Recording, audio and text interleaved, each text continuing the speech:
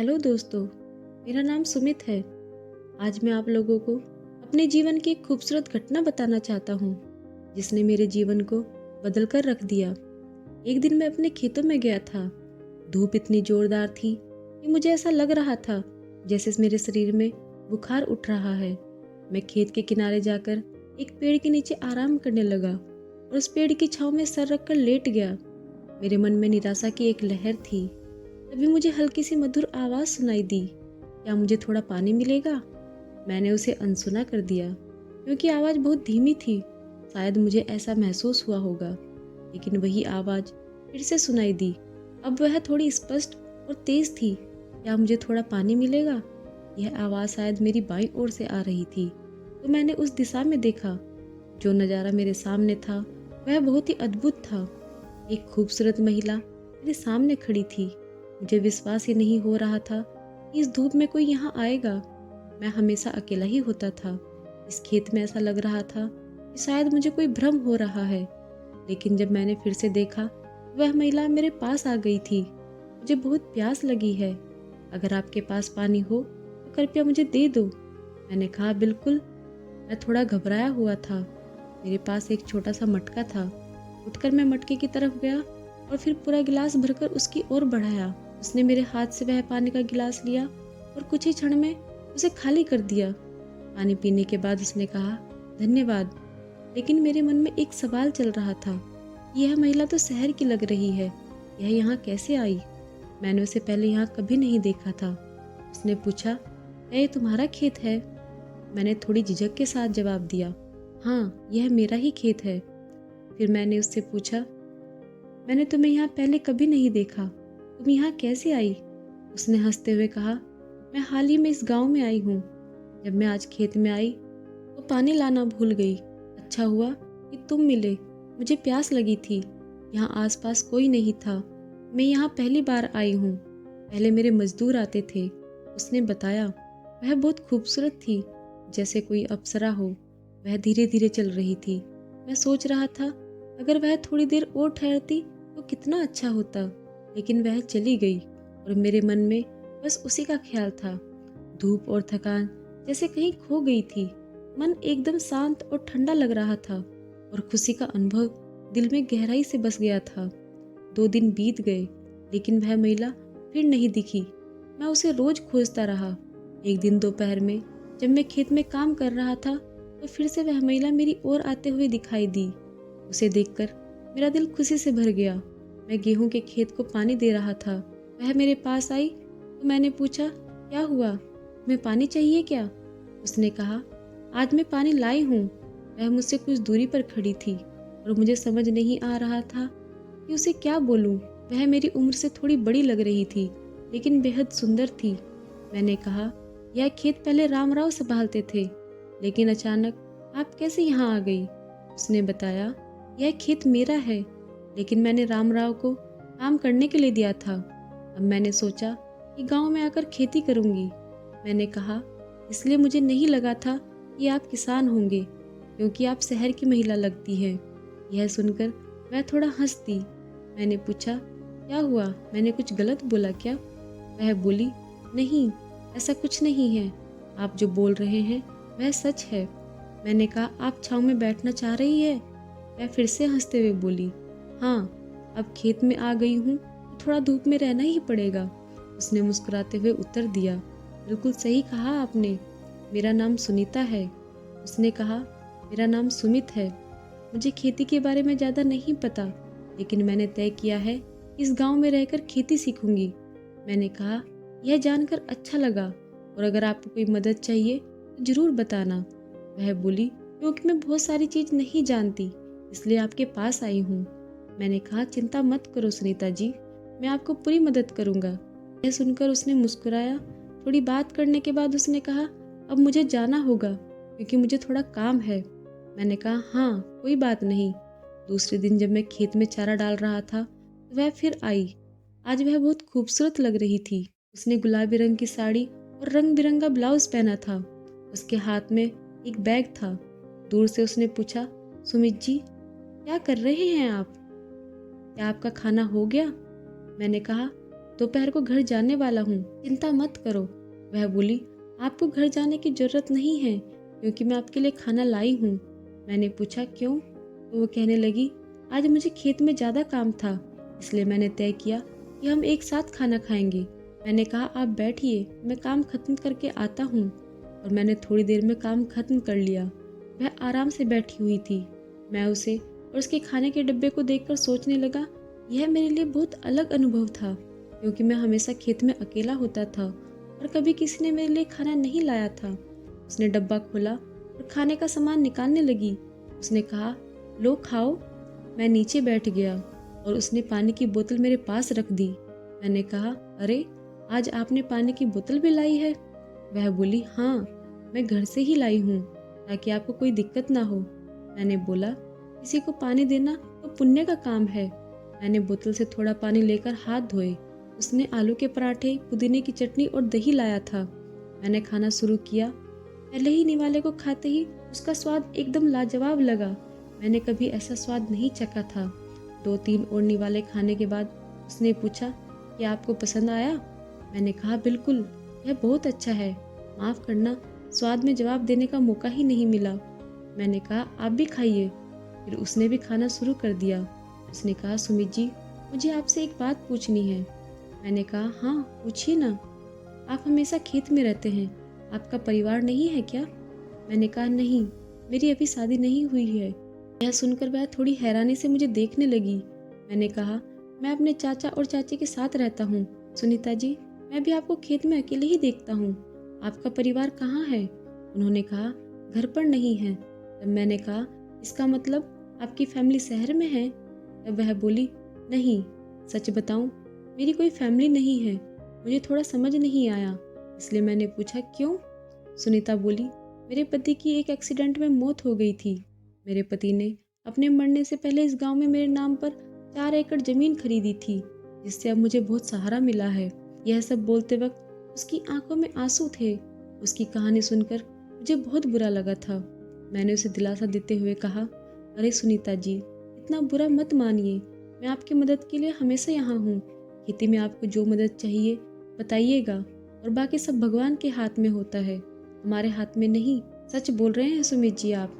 खाने के दौरान हम थोड़ा और बातें करते रहे। जब खाना खत्म हुआ तो वह जाते जाते हंसते हुए बोली, मैं रोज आपके खेत में आती हूँ, लेकिन आप मेरे खेत में कभी नहीं आते। मैंने कहा, ठीक है, मैं कल दोपहर को जरूर आऊँगा। उसने कहा, मैं रोज ही यहाँ खेत में होती हूँ। मैंने वादा किया कि कल आपके खेत में जरूर आऊँगा। जब वो गई तो मैं सोच रहा था कि उसके जीवन में इतनी सारी परेशानियों के बावजूद वह कितनी शांत और संयमी है। अगले दिन दोपहर के करीब जब मैं अपना महत्वपूर्ण काम खत्म कर चुका था तो मुझे उसकी याद आई और मैं सीधे उसके खेत की ओर गया।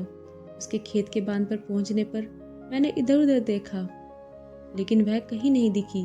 फिर मैंने आवाज़ लगाई, सुनीता जी। जब मैंने जोर से आवाज़ दी तो एक कोने से उसका उत्तर आया, मैं यहाँ हूँ। वह बैठी हुई थी और उसके हाथ में कुदाल थी। मैं उसके पास गया। उसने हंसते हुए कहा, मुझे लगा आप आने वाले ही नहीं हैं। मैंने कहा, कैसे नहीं आता? आप इतने सम्मानजनक तरीके से बुला रही हैं तो मैं कैसे नहीं आऊँगा? उसकी हंसी में खुशी झलक रही थी। मैं वहाँ कुछ समय बैठा रहा और उससे बातें करता रहा। उसने कहा, चलो वहाँ पेड़ के नीचे बैठते हैं। वह खड़ी हुई और उसने अपनी साड़ी का पल्लू कमर में बांध लिया। हम दोनों उसके खेत में एक नींबू के पेड़ के नीचे पहुँचे। उसका पल्लू बांधना उसे एक असली किसान की तरह दिखा रहा था। मैं उसे देखते रह गया। उसने कहा, क्या हुआ, इसलिए देख रहे हो? मैंने हंसते हुए कहा, आज तुम सच में एकदम असली किसान लग रही हो। उसने कहा, क्या बात है सुमित जी, आज तो आप खुद भी पैर में पल्लू बांधकर काम करने लगे हैं। उसकी बातें सुनकर मैं हंस पड़ा। उसने कहा, अच्छा हुआ सुमित जी आप आ गए, मुझे भूख लग रही थी, सुबह मैंने खाना नहीं खाया था। यह कहते हुए उसने अपने पल्लू को ढीला किया और एक पेड़ की शाखा से लटकते हुए डब्बे को खोलना शुरू कर दिया। डब्बा खोलते वक्त उसका संतुलन थोड़ा बिगड़ गया और वह गिरने ही वाली थी। मैंने तुरंत उसकी ओर दौड़कर उसका हाथ पकड़ लिया और कहा, अरे सुनीता जी, जरा संभल कर, मुझे बताया होता तो मैं डब्बा उतार देता। उसने कहा, ऐसा कुछ नहीं है, मैं हमेशा यहाँ डब्बा बांधती हूँ। उसका हाथ मेरे हाथ में था और वह मेरे सामने ही खड़ी थी। मैं उसकी आंखों में देखते हुए कुछ पल के लिए खो गया था। उसका पल्लू उसके कंधे से गिर गया था और उसकी सुंदरता ने मुझे एक पल में मोहित कर दिया था। अचानक मुझे होश आया और उसने जल्दी से पल्लू सही किया। मैंने मुस्कुराते हुए कहा, अगर तुमने बताया होता तो मैं डब्बा खुद ही पकड़ लेता।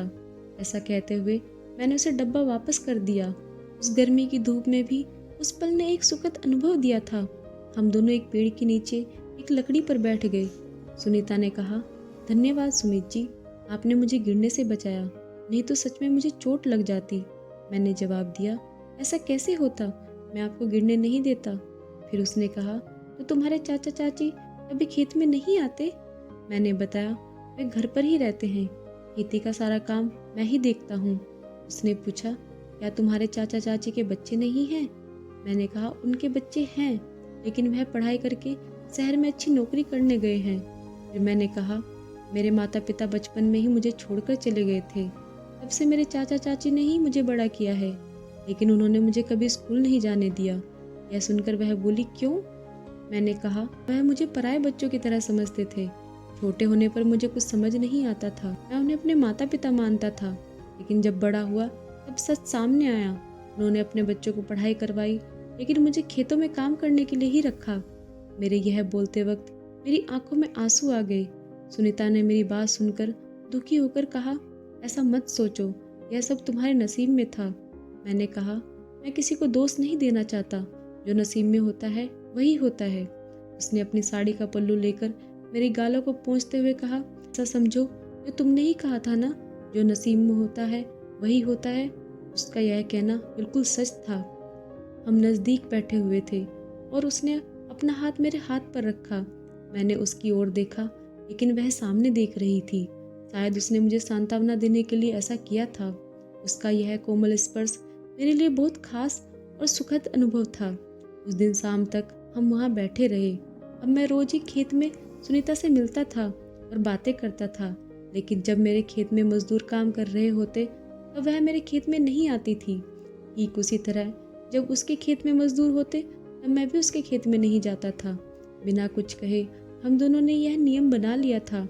इन सभी मुलाकात में 6 महीने बिना एहसास के निकल गए। अब गर्मियों का अंत हो चुका था और बारिशों का मौसम शुरू हो गया था। फसलें लहरा रही थी। एक दिन मैं खेत में काम कर रहा था और अचानक बारिश शुरू हो गई। उस दिन मैं छतरी लाना भूल गया था, इसलिए मैं खेत पर ही था। सुनीता का खेत वहां से बहुत करीब था। जैसे ही बारिश शुरू हुई मैंने उसके खेत की तरफ दौड़ लगाई। मैं उसे पेड़ के नीचे खड़ा देखकर हंस पड़ा। उसके हाथ में छतरी थी। मैं दौड़ते हुए उसके पास पहुंचा, लेकिन बारिश में मैं पूरी तरह भीग चुका था और उसके पास जाकर खड़ा हो गया और बोला, देखो ना, अचानक बारिश शुरू हो गई, तुम तो बारिश में भीग गए हो। हाँ, क्या करूं, आज छतरी लाना भूल गया था। वह मेरे पास ही छतरी लेकर खड़ी थी। उसने मेरी तरफ देखा और तुरंत मेरे पास आकर मुझे छतरी में ले लिया। मैंने उसकी ओर मुस्कुराया और उसे भी हंसते हुए देखा। मैंने कहा, धन्यवाद सुनीता जी। उसने पूछा, किस बात के लिए धन्यवाद? तुम्हारी छतरी के लिए। उसने कहा, मुझे सुनीता जी मत कहो, सिर्फ सुनीता बुलाओ। मैंने कहा, ठीक है। अब बारिश तेज हो गई थी। नदियाँ और नाले बहने लगे थे और खेतों में भी पानी भरने लगा था। छतरी इतनी बड़ी नहीं थी, इसलिए चारों ओर से कुछ पानी की बूंदें हम पर गिर रही थी। इसी कारण वह थोड़ा और मेरे करीब सरक गई। मेरे कंधे उसके कंधे से लगे थे। काफी देर तक बारिश और हवा चलती रही। उसे ठंड लगने लगी थी और वह थोड़ी कांप रही थी। मैंने अपना एक हाथ उसके कंधे पर रख दिया। उसने कुछ नहीं कहा, लेकिन मुझे यह करते हुए बहुत अच्छा लगा। मेरे मन में ख्याल आया कि अगर सुनीता मेरी पत्नी होती तो कितना अच्छा होता, लेकिन मैंने तुरंत उस सोच को दूर कर दिया। ऐसे विचारों से बस मन को दुखी होगा। वह बोली, कितना समय हो गया बारिश हो रही है। हाँ, पता नहीं क्यों सुनीता और मैं एक दूसरे के बहुत करीब खड़े थे। मैं उसकी ओर देख रहा था और उसे भी एहसास हुआ। उसने भी मेरी ओर देखा और मुस्कुराई। ठंड के कारण उसके होंठ कांप रहे थे। मैंने उसके हाथ में से छतरी लेकर अपने हाथ में पकड़ ली और उसके और करीब आ गया। सुनीता भी बिना झिझक के मेरे और करीब आ गई और हम दोनों ही एक दूसरे में खो गए और उस बारिश में हमारे प्यार का खेल चल रहा था। उस समय के लिए मुझे ऐसा लगा जैसे मैं दूसरी दुनिया में चला गया हूँ। कुछ समय बाद जब हम होश में आए तब बारिश भी थोड़ी रुक गई थी। जो कुछ भी हुआ था वह बहुत अनिश्चित था। मैंने उसकी ओर देखा और मुस्कुराया, लेकिन मैं महसूस कर रहा था कि वह बहुत समझदार थी। उसने कहा, अब बारिश थम गई है, तुम्हें भूख लग रही होगी। मैंने कहा, नहीं सुनीता, तुमने जो दिया है उस कारण मेरा पेट भरा हुआ है। वह लज्जा से थोड़ा सर झुकाने लगी। तभी दूर से किसी ने आवाज़ दी।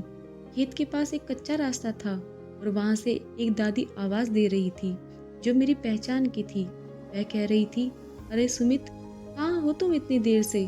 कब से तुम्हें आवाज़ दे रही हूँ। मैंने सुनीता से कहा, मैं देखता हूँ। मैं दौड़कर दादी के पास गया। दादी बोली, इतना बड़ा तूफान चल रहा था, मेरे हाथ से छतरी फिसल गई और कहीं उड़कर चली गई। मुझे वह मिल नहीं रही थी।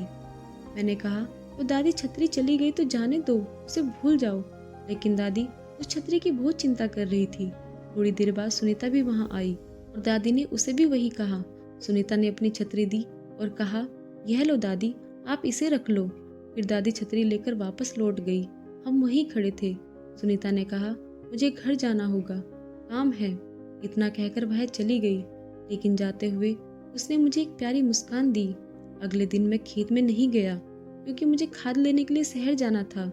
इस वजह से खेत पर नहीं जा सका। एक दिन बाद जब मैं खेत में गया तो सुनीता मेरे पास आई और पूछने लगी, क्या हुआ, कल खेत में नहीं आए थे? मैंने कहा, नहीं, मैं शहर गया था, कुछ सामान लाना था। सुनीता ने कहा, मुझे तुमसे कुछ बात पूछनी है। उसने मेरे करीब आकर कहा, सुमित जी, तुमने अभी तक शादी क्यों नहीं की?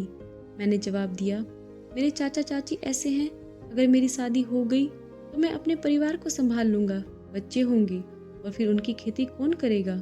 इस बात को लेकर उन्हें डर लगता है, इसलिए वह नहीं चाहते कि मैं शादी करूं। लेकिन मैं यह सब उनके सामने नहीं कह सकता था, क्योंकि उन्होंने मुझे बड़ा किया है। सुनीता ने कहा, यह सब ठीक है, लेकिन तुम्हें अपने भविष्य के बारे में भी तो सोचना चाहिए। तुमको अपनी ज़िंदगी तो जीनी है, तुम्हारी उम्र भी तो निकल रही है। मैंने कहा, हाँ सुनीता, निकल तो रही है, लेकिन कोई मुझे लड़की नहीं देगा। लोग केवल उन्हीं लड़कों को लड़की देते हैं जिनके पास नौकरी होती है। खेती करने वालों को लड़की मिलना बहुत मुश्किल है। फिर उसने कहा, मेरे पास तुम्हारे लिए एक लड़की है, लेकिन वह तुमसे थोड़ी बड़ी है। मैंने पूछा, कौन है? सुमित जी, तुम भी उसे अच्छे से जानते हो, लेकिन मैं तुम्हें कल बताऊंगी। इतना कहकर वह जल्दी जल्दी चली गई। मैं सोचने लगा कि सुनीता किस लड़की की बात कर रही थी। क्या वह खुद के बारे में बात कर रही है, या वह मुझसे शादी करना चाहती है? मेरे मन में कई सवाल घूमने लगे। शाम को जब मैं घर गया तब भी यह सवाल मेरे मन में थे। उस रात मुझे नींद नहीं आ रही थी। मुझे बस इंतजार था कि कब सुबह हो और कब सुनीता मुझसे मिलेगी और मुझे उस लड़की के बारे में बताएगी।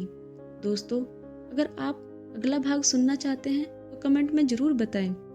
दोस्तों, उम्मीद करती हूँ आपको हमारी कहानी पसंद आई होगी। कहानी पसंद आई हो तो वीडियो को लाइक करें, चैनल पर नए हैं तो चैनल को सब्सक्राइब करें और हाँ, नोटिफिकेशन बेल को ज़रूर दबाएं ताकि अगली अपडेट सबसे पहले आपको मिले। धन्यवाद।